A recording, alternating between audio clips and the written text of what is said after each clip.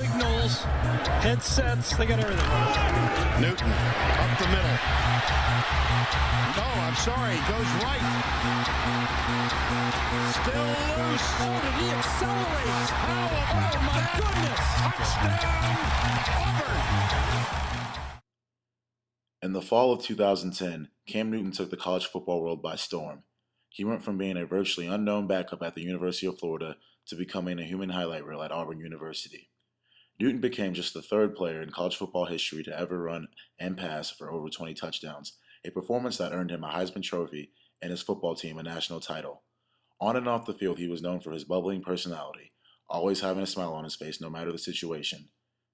A true-life Cinderella story. Seems like it could not have happened to a better person, right? Wrong. It would cost $180,000 to get Cam Newton. Cameron Newton is one of the young men on our football team that has not only excelled as a tremendous athlete, he has done everything we have asked him to do since the day he stepped on campus at Auburn. According to unidentified sources, Cam and his father Cecil requested $180,000 from any school that wanted Cam to attend. Seems like a lot of money, right? Well, not if you're Reggie Bush. During his career at Southern California, Reggie Bush obtained more than $300,000 in cash and gifts. It eventually led to him losing his Heisman Trophy. Ohio State quarterback Terrell Pryor was unusually vocal about the situation. My 2 cents is, we should just let the young man play, and just all this nonsense is uncalled for.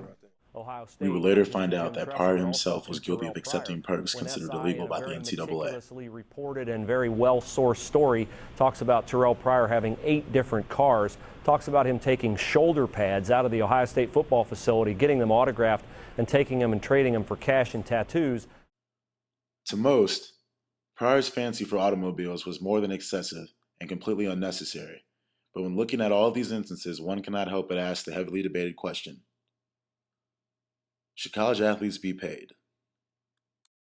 I think if they just go ahead and pay the players, guys want to be out there trying to do things like Terrell was doing. There's some extra help that is needed to the players, not like anything, a bunch of money given for cars and stuff like that, but there needs to be maybe a little more, food opportunity and clothing opportunity and stuff like that. I feel like with all the money that the players make for the SEC or make for their program and stuff, they ought to at least be, taken care of as far as they won't have to worry about anything as far as the clothes and the food and stuff like that. Just how much money is the NCAA making? According to ESPN.com, the NCAA has brought in $11 billion for March Madness alone. Makes money on the par of all the professional sports leagues. In fact, March Madness makes more money than the postseason for the NFL, the postseason for the NBA, the postseason for Major League Baseball, etc. Okay. The difference is that somehow they've been able to get away with not paying their athletes. A survey of 100 people was recently taken at Clemson University. Out of 100 students, only 10 of them felt athletes deserved to be paid. 8 of those 10 students were athletes themselves. To many students, college athletes are being paid for their work on the field. The majority of athletes you see on television are either attending school for free or at a greatly reduced rate. But is that really enough? Is that a fair amount?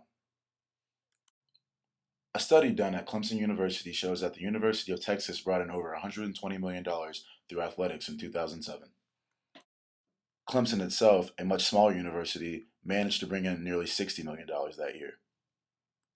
Regardless, most students don't agree that players should be paid. I don't think that players should be able to get paid during their college years. I feel like they're working towards getting drafted in the NFL, but I understand that they don't get paid, they don't have meals all the time and everything like that, so maybe they should have a reward system, like if they make a certain grade point average, they get a certain allowance each month, and I think that should work instead of them getting paid. In a four-year education, and depending on how good you do in school, that depends on your job afterwards, so why would you pay them when they really just need to be studying and getting an education for their job in the future? Aaron Hawkins, an offensive lineman at the University of Mississippi, like most athletes, disagrees with that. He believes athletes should be paid.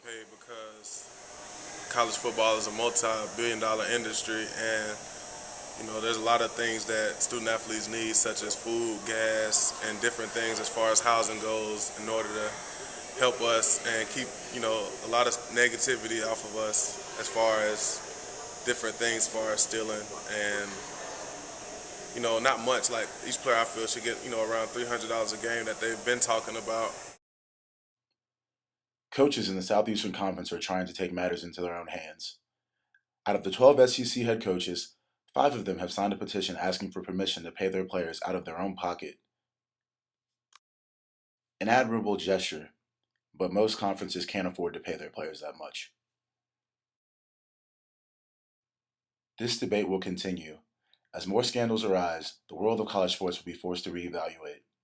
Whether they decide to pay college athletes or not, there will always be a group that does not agree with the rules. One thing is for sure, college athletes now more than ever are being schooled in economics. Reporting for OCNN, I am Justin Smith.